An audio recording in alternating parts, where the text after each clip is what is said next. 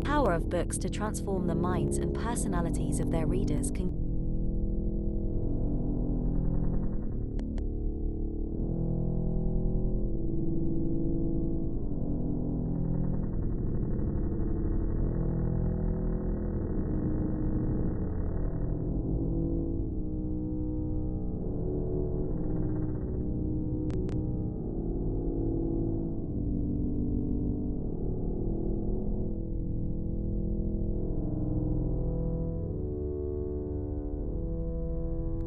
Rarely, however, is the perception carried to this extreme. The numinous quality of a book of magic could resemble that of a liturgical or devotional book, and in some cases the distinction between a devotional and a magical work could be obscure.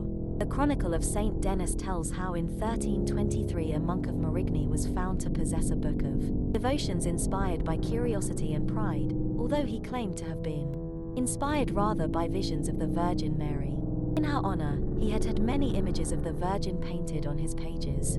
He thus sought to renew the heresy and sorcery known as the Ars Notoria, which involves the use of special figures, contemplation of these figures amid prayer and fasting, and invocation of mysterious and presumably demonic names, all for the sake of knowledge, wealth, honor or pleasure.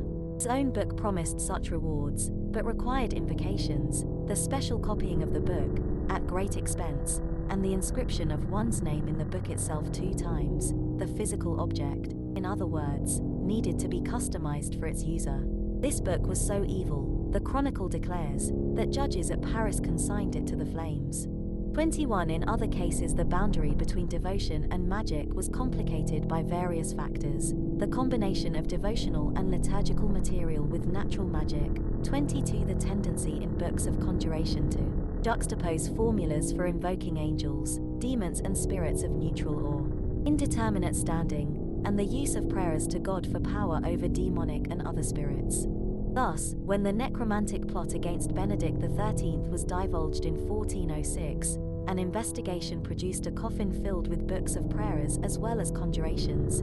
It is impossible to know whether even the prayers were orthodox or deviant. Tales of sorcerers' apprentices emphasize that the wondrous powers of a magical book are not easily controlled. One exemplum tells of a pupil who reads a chapter from his master's magical tome and thereby arouses a tempest which can be quelled only when the master comes back and reads a chapter equal in length. 23 One might say that in such a tale it is not the book itself but the magic it contains that is powerful and uncontrollable. The emphasis on use of a chapter of equal length suggests that the process of reading may have magical, quantifiable efficacy distinguishable from that of the specific contents.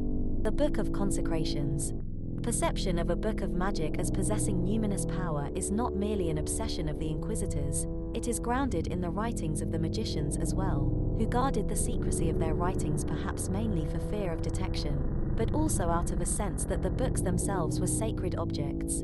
A late medieval book of demonic magic is in at least one respect decidedly not like a cookbook.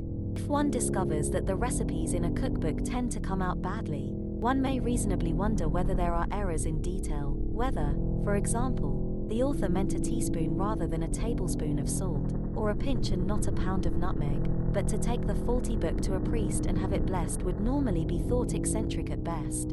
Yet that, or the rough equivalent, is indeed what a late medieval necromancer might have done with a defective book of magic. We might suppose that verbal flaws in the conjurations were partly to blame. 24 But, as we will see, the variants in late medieval necromantic texts seem to have been so common that a practitioner might have despaired of ever finding a flawless text to recite. In any case, the problem of verbal flaws was perhaps not the necromancer's greatest concern. A short, anonymous work called the Liber Consecrationum, Book of Consecrations, which circulated in late medieval manuscripts in varying forms, makes clear that the book itself was a sacred object requiring elaborate consecration, and that its contents might lose their magical efficacy.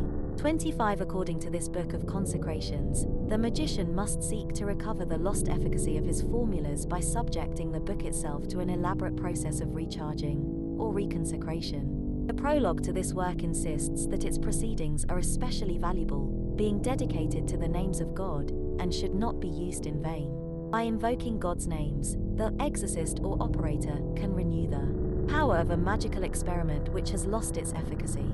Many people seek to achieve great works and possess writings by which they will attain their desire, but they accomplish nothing because their experiments are corrupt. The operator must refrain from every pollution of mind and body, and for 9 days must be abstinent in food and drink, must keep from idle or immoderate words, and must be clothed in clean garments. On each of these days he must hear Mass, carrying this book with him and placing it on the altar during the Mass, which seems to assume the celebrant's complicity, if the owner of the book is not in fact himself a cleric. He must execute this procedure devoutly, with prayer and fasting, so as to attain knowledge of sacred mysteries, and then he must carry the book back home. He should have a secret place, sprinkled with holy water, in which he can place the book, after binding it with a priestly cincture and a stole placed in the form of a cross. Kneeling toward the east he must say 7 psalms, presumably the 7 penitential psalms, the litany, meaning the litany of the saints, and a further prayer before opening the book. Then he may open the book with humble devotion and with heartfelt desire, that God may sanctify and bless and consecrate this book, devoted to his most sacred names, so that it may fully obtain the power it should have, that it may have power for consecrating the bond of spirits and for all invocations and conjurations of spirits, and likewise all other experiments. These instructions are followed by a prayer, to be said after the litany of the saints, actually 3 prayers of varying length. The first is a plea that God may hear the operator's prayers despite his unworthiness. Second, addressed to Christ, repeats this central entreaty, and asks that he may consecrate this book. By the power of these your most sacred names, on Jesus Christ, Alpha and O, El, Eloi, Eloi, Sithathith, Eon, Sepmelematon, Ezelphates, Tetragrammaton, Eliaram, Ryan, Desarian, Eristian, Isionis, Onella, Basin, Moing, Meshes, Suther, Emmanuel, Sabaoth, Adune, and by all your secret names which are contained in this book, so that by the virtue, sanctity, and power of these names this book may be consecrated and blessed and confirmed by the virtue of the sacrament of your body and blood, so that it may effectively, without any deception, and truly obtain the power that this book should obtain, for consecrating the bond of spirits, and for consecrating all corrupt experiments, and that they may have the fullness of virtue and power for which they are ordained, through the grace of the Lord Jesus Christ, who is seated on high, to whom be honor and glory throughout unending ages. Amen, Amen, Amen, Amen, Amen. This second prayer then invokes all the heavenly powers to bless the book. The third and briefest simply calls upon Christ to bless the book. The procedure is then complete. If the operator later wishes to consecrate a particular experiment, or add a new one, he should use a series of further prayers, along with which he must say the Confiteor, take holy water, and make the sign of the cross on his forehead. At all times he must take care that this book, which the wise adepts, Sapientissimi Physicae, dedicated to God's holy names, not fall into the hands of the foolish. Why this caution might be necessary becomes especially clear toward the end of the supplementary prayers, in which the exorcist or operator specifically requests power to summon malign spirits from wherever they may happen to be lurking. The mentality of the necromancers and their opponents. It would be a mistake to think of necromancy as a peripheral phenomenon in late medieval society and culture. Secular as well as ecclesiastical courts took it seriously and at times executed those charged with its practice. Monarchs and popes as well as commoners lived in fear of becoming its victims. This fear may have been in some cases or to some degree feigned or pathological, but it was also grounded in realistic awareness that necromancy was in fact being practiced, and in an almost universally shared conviction that it could work. The history of magic sometimes claims a place in academic study as a field within intellectual history.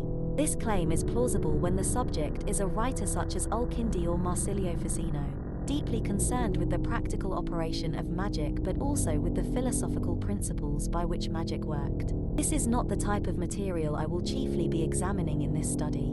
The focus here will be formulas of frankly demonic magic, with only the most meager of intellectual pretensions. I wish to suggest, perhaps perversely, that such a text nonetheless repays close examination. The rites contained in a manual of necromancy are flamboyantly transgressive, even carrying transgression toward its furthest imaginable limits, and in today's academic environment one might justify studying them on these grounds. I am impelled more by a simple urge to grapple with late medieval culture in its entirety, including its most problematic and conflicted manifestations, warts and all, to use a fitting cliché, and to explore how the underside of the culture related to the side more often displayed. This too is part of the historian's challenge of discerning how things made sense in an alien culture. First, then, the surviving necromantic texts provide a useful starting point for the sources of late medieval magic. Certain aspects of the necromancy laid out in these writings are clearly derived from the Arabic tradition of astral magic that became widely diffused in Europe from at least the 13th century onward. At times, as we shall see, the experiments are indebted to Jewish magical traditions, whether explicitly or implicitly. Although the impact of Jewish magic on the forbidden rites of Christendom has been less studied and is harder to trace in detail than the influence of Arabic tradition, there are even materials in late medieval necromantic manuscripts closely resembling the magic of antiquity. It is often tempting to suppose that the forms of magical practice are essentially similar across cultures and throughout time, or at least over a very extended long duration. Indeed, one might easily be persuaded that there is a history of the uses of magic and reactions to magic, but not a history of magic itself. Virtually every magical technique one encounters appears so deeply rooted in tradition that magical practice seems essentially timeless and perennial. Indeed, it is possible to cite analogues and possible sources for late medieval magic from widely diverse cultures. In search of such parallels, one could wander endlessly through thickets of the history of magic, from the Greek magical papyri of antiquity, through Arabic and Byzantine sources, and onto the grimoires of the early modern era. Yet when certain more or less well-defined classes of practitioner take an interest in magic, they will adapt to their own use forms of magic taken from various sources. If the history of magic is to be anything other than a night in which all cats are black, it must attend to the characteristics of specific mélanges of magical tradition. The chief purpose of this study is therefore not to trace the history of individual elements but to reconstruct the configurations into which these elements enter, the patterns of magical practice worked in a particular historical setting, the relationship between these forms of magic and other aspects of the culture, and the perceptions of magic within that culture. Furthermore, we cannot understand the opposition to magic in late medieval Europe without knowing fully what sorts of magic were being practiced in that culture. Apart from the exemplar by Caesarius of Heisterbach and others telling of the dangers of necromancy, there is considerable literature by late medieval theologians directed against these practices. For instance, the Paris theologians who in 1398 issued a general prohibition of magic were clearly aware of necromantic practices and concerned to eradicate them. 26. The theological literature against necromancy is incomprehensible without knowledge of the necromancer's formulas, and has at times been seriously misunderstood. 27. Nor can we understand the virulence of the critics' assault on magic without knowing the purposes magic was believed to serve.